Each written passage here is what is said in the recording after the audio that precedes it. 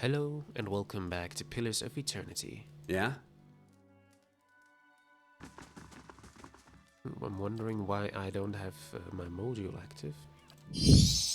That's weird. Usually Hey should there. have been active automatically. Anyways, we are here to awaken Taina, or basically her, the other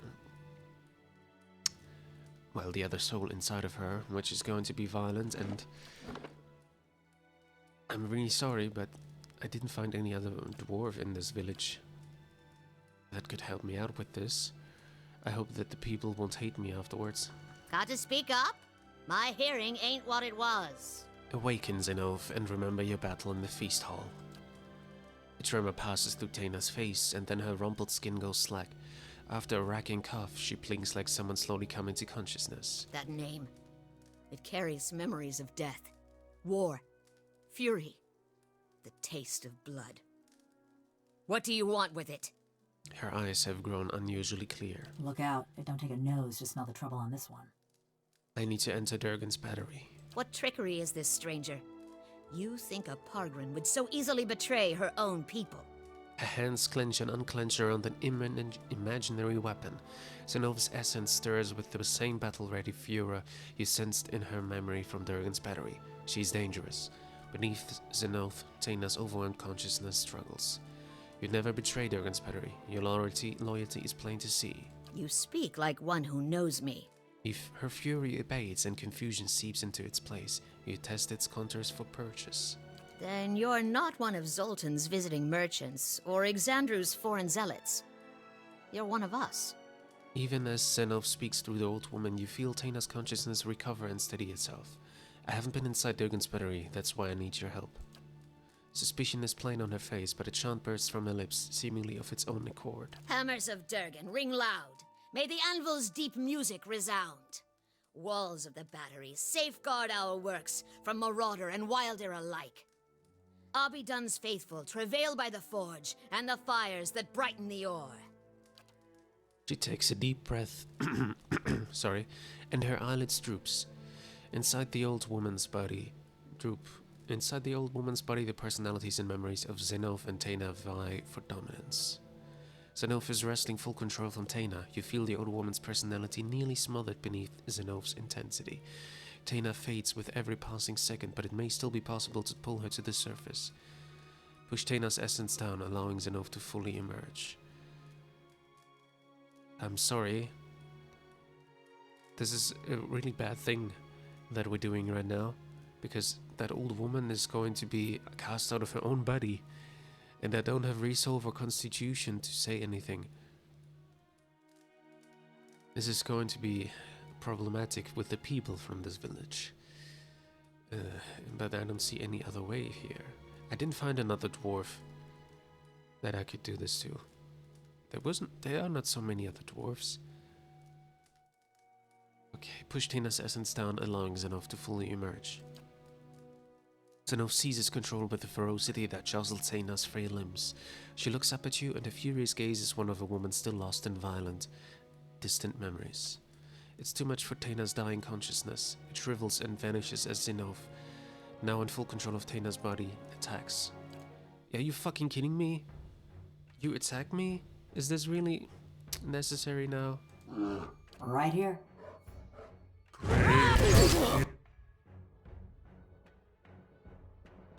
Find a way to unlock Durgan's battery? I mean, I found a way. But what is the way to open it? Oh, wait a second.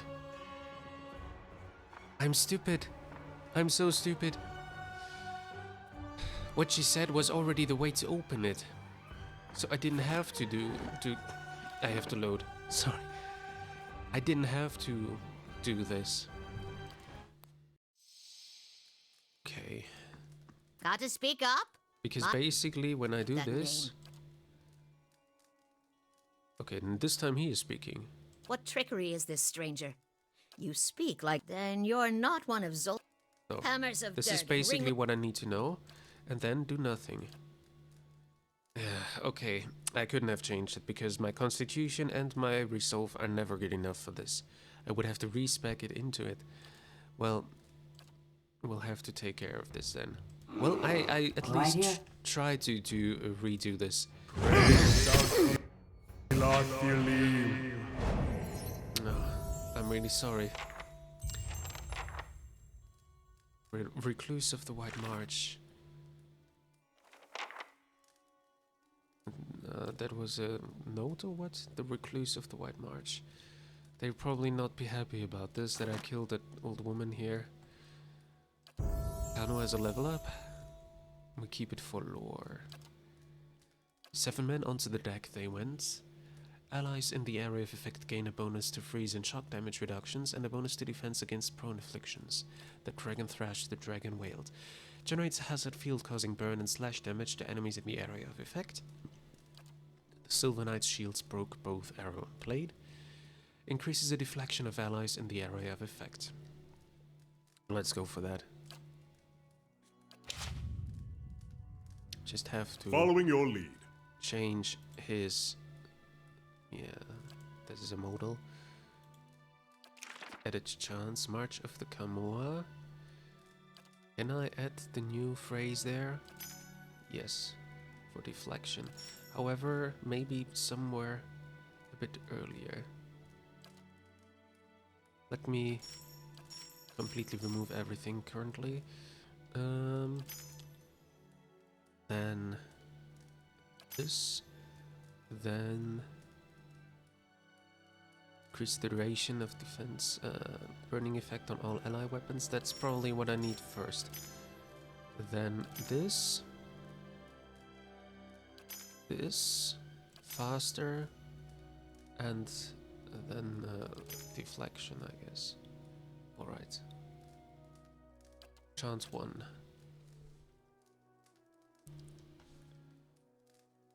I'll just call this all in all. I know I'm not very creative with this, all in all.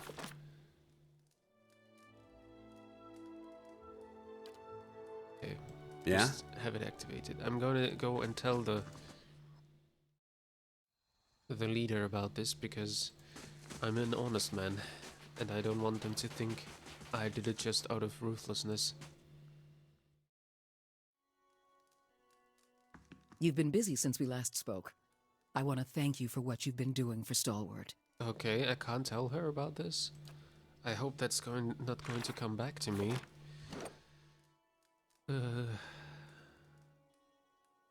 Yeah, there's nothing I can do about this. Okay, now we'll have to go to... What did you say? What? I didn't say anything. We have to go to Rusted Wood because that's where... Nothing. That's what I like about you. Beg your pardon? You don't talk much. Alright, for the one that got away, it's in Rusted Wood as I understand. Near Stalwarts, because they said something about Rusted Wood. To the east then.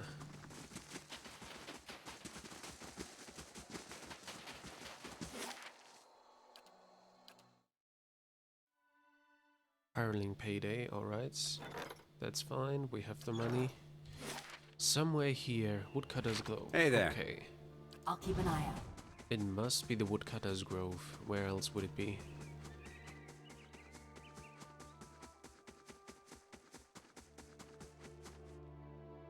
I hope they're not attacking me all at once, so let me just save the game. Holy hell, there are a lot of guys here. Harmke, let's talk to Harmke. It's him, Harmke. I remember that weak chin and those knobbly knees. She stopped, staring motionless at the figures among the trees. You'd best get a handle on her, Jago. His eyes fly wide and long. How goes? The elven man emerges into the clearing and freezes, staring at the Devil of Karok. For an elf, he's tall and rangy, with a weather-beaten face beneath stringy grease hair. The others with him turn, glaring and gaping at the bronze golem. Auroch's shadow. What's that wicked thing doing here? Harmke swallows a lump, bobbing in his neck. We're saving your sorry village, Are you mad? With that murderer? says the chinless cur who burned down a village. Look, we don't want no trouble. Just trying to do our work. Beads of sweat have formed on his forehead despite the chilly air. We'd be much obliged if you'd leave us be. And take that thing with you. He looks at the devil with a mixture of terror and loathing. Enough, what do you see, Diego? Is that the man who tortured us? The devil sways on her feet, her whole body moving around the axis of her ankles. Though she's talking to you, her attention, a concentrated spear of essence, is focused on Harmke. Do you remember the village of Coldmorn? Everyone does. Let the raid Sarens into the Deerwood. What's that got to do with anything? Where are you dallying? What are you dallying for? See what's written on the bastard's soul. Her essence boils and froths. Read Harmke's soul. He steps away from you, but your awareness reaches through his trembling skin and the feeble resistance of his fear. You see memories, snow-shrouded forests partitioned by fallen pines and firs, days measured by the steady swing of your axe. There are other moments too, recollections that flare up like a hearth's welcoming fire.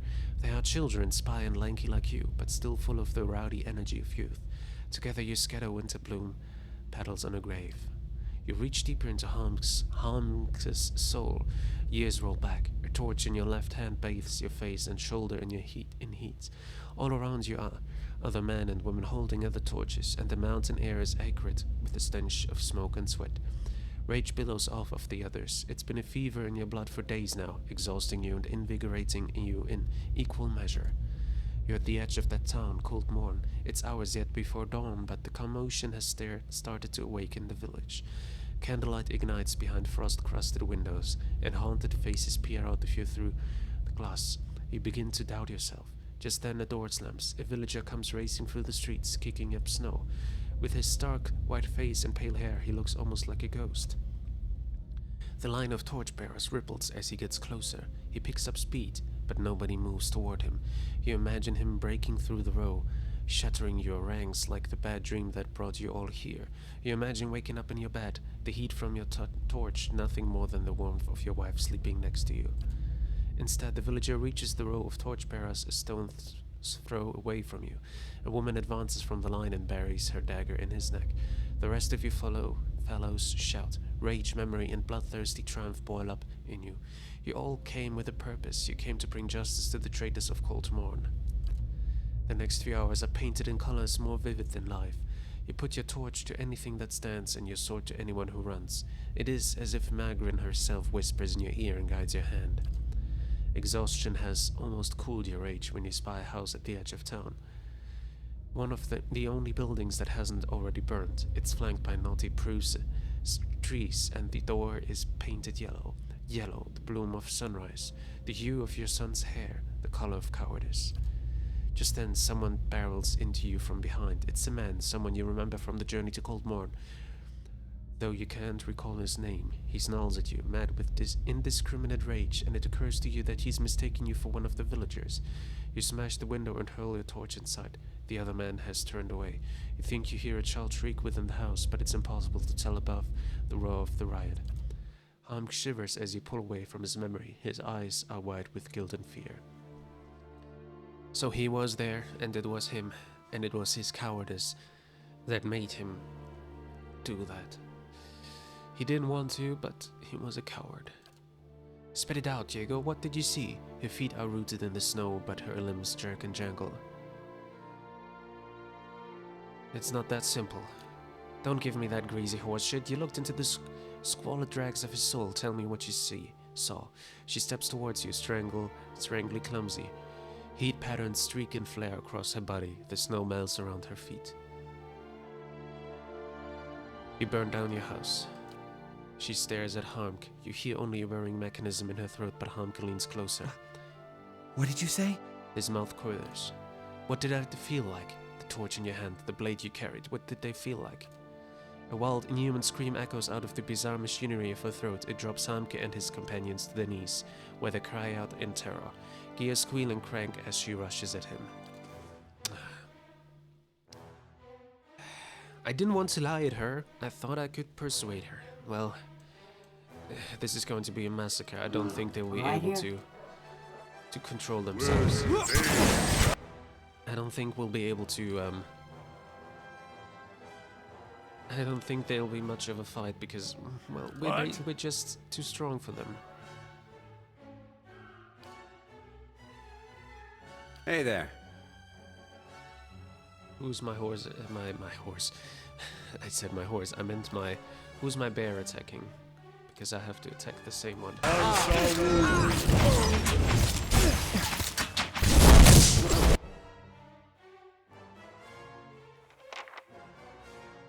Yeah?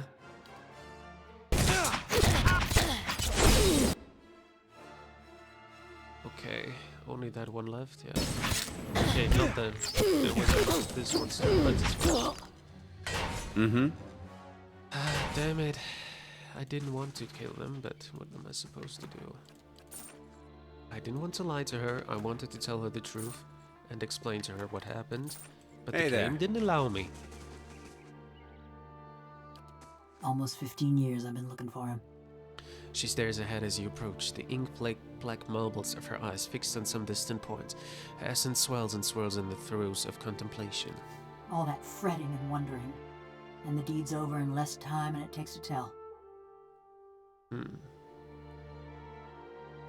I hope his death has brought you peace. Peace. Now there's a funny word for it. I killed a lot of folk in my time. Felt their blood slick in my hands. Smelled their flesh as it burned.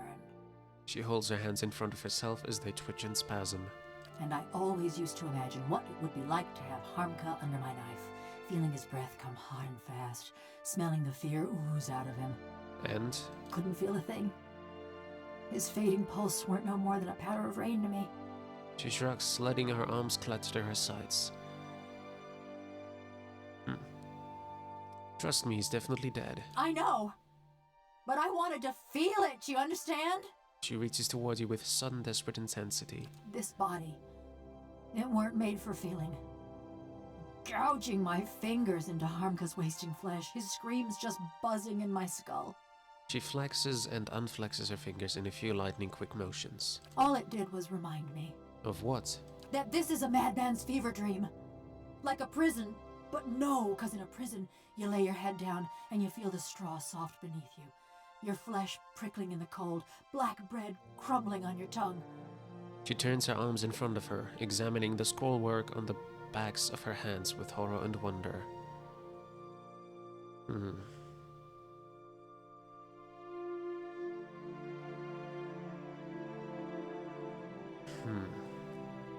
Come now, it can't really be as bad as all that. I still dream I'm folk. I wake up some mornings wondering why I can't feel the floor beneath me, thinking I must have fallen and gone crippled. But then I lift my head, see a bronze corpse stretching out in front of me. She lowers her head, a tremor runs through her. Sorry you have to go through that. It's not pity I want, it's a choice. She draws back from you. I dreamed too of what Galvino did that night. Those moments. I'd endure another cold morn if it'd spare me this fate. She rubs her hands together, tracing her even joints with her fingertips. What happened exactly? It was after I got caught in Stalwart. They'd locked me in a little house by the inn, the old mayor and his cronies. Her head dips as she remembers. When a crowd of them came for me in the dark of night, I was only surprised it had taken them so long. She hesitates. Only they didn't march me to no gallows. No. They snuck me to another house on the edge of town, real sneaky-like. That's where I met Galvino. She raises her head, her black eyes shining. What was he doing there? He was fiddling with some machinery in his workshop. Had his sleeves rolled up even though it was cold enough to see your breath. Never actually looked at me until he started fitting some copper helmet over my head. By that time, the mayor's goons had me trussed up good and tight. Galvino was having himself a grand time barking orders at that lot. I think I see where this is going. So while Galvino's fastening that helmet over my head and them copper bands around my arms, I'm starting to look at his contraption. And that's when I see it. Her black eyes are fixed on some indefinable point, her essence dims. It's this metal suit strapped into the machine just like me. A cold, dead-eyed thing, all done up with fancy carvings and such. She shivers, her joints chittering. Did you know what they intended? No. This was the suit you inhabit now, you mean? The one. Her voice buzzes from her head, cold and distant. I start asking Galvino and the rest of them what's going on, but they're too busy to answer. Then suddenly, they're waiting. staring at me with that fixed, horrified look. But they ain't watching me. They're watching for something to happen. Her eyes flicker, rolling and scraping behind her face. Galvino tells the woman nearest the machine to flip the handle. And then, just pain. Being torn apart every which way, feeling my soul peeled from my body. Her limbs twitch and shudder. She pauses, waiting for her body to fall still. By the time I came to, I couldn't feel a thing. Just this dull, distant sort of ache. I heard the old man crackling and chattering. When I saw him looming over me, looking down at me with hungry eyes, I tried to scream, tried to swing at him. I think that was when I knew. She shakes her head and falls silent. And that's how you ended up here. Sure enough, and how Galvino ended up in that little shack. The rest of Stalwart didn't take kindly to having a killer in their midst, nor to seeing their mayor and the army Valians strike a secret deal. They drove Galvino out, destroyed a fortune in machinery, and wrote a letter to the Academy in Salona, ruining what was left of his name. Still, he's lucky he didn't get a pelting. The old mayor fled too, and Stalwart's been as snug and cheery as ever. Now that we've dealt with Harmke, why have you stuck around? You're better company than Galvino.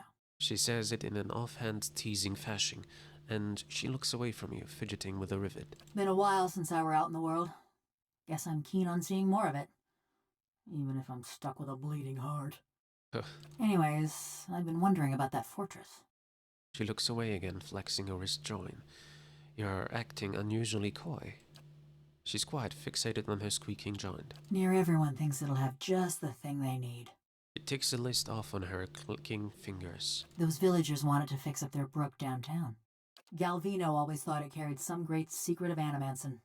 And all them adventurers came looking for fancy gear. What were you hoping to find? I don't know.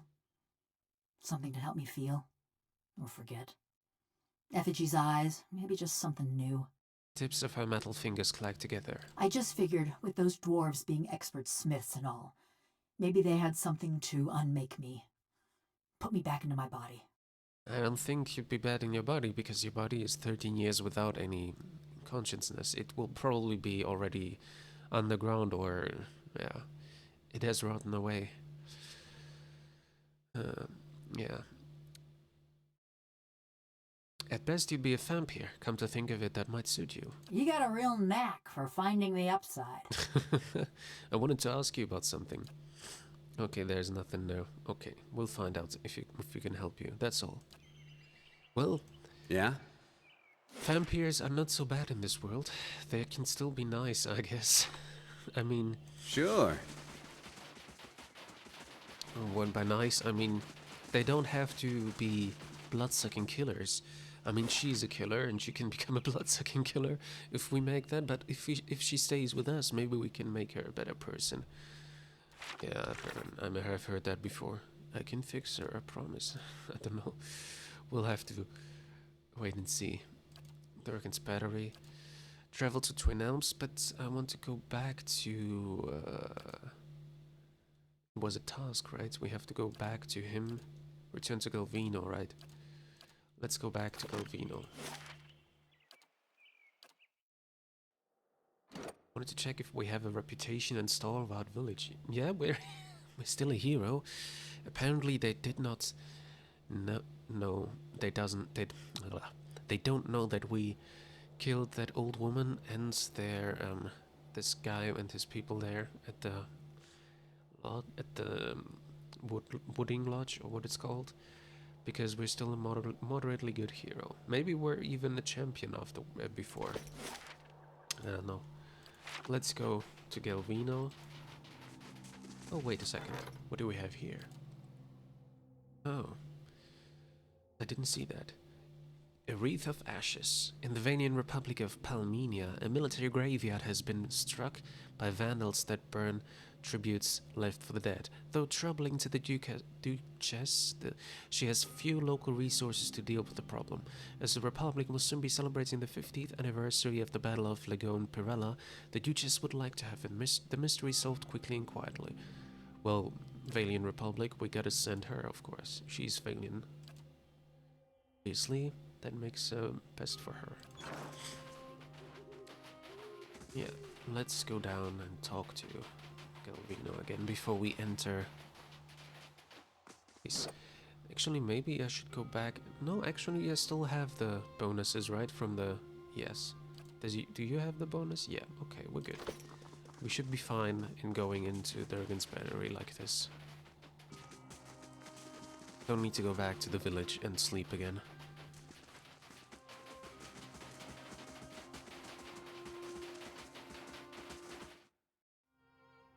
Right, down here. And then, was it Calvino's study? Alright, almost at the end of this episode. I guess we'll talk to him and then we'll finish this up. And then the next episode we'll be able to go to Durgan's Battery to finish up this DLC. Yeah, we'll see.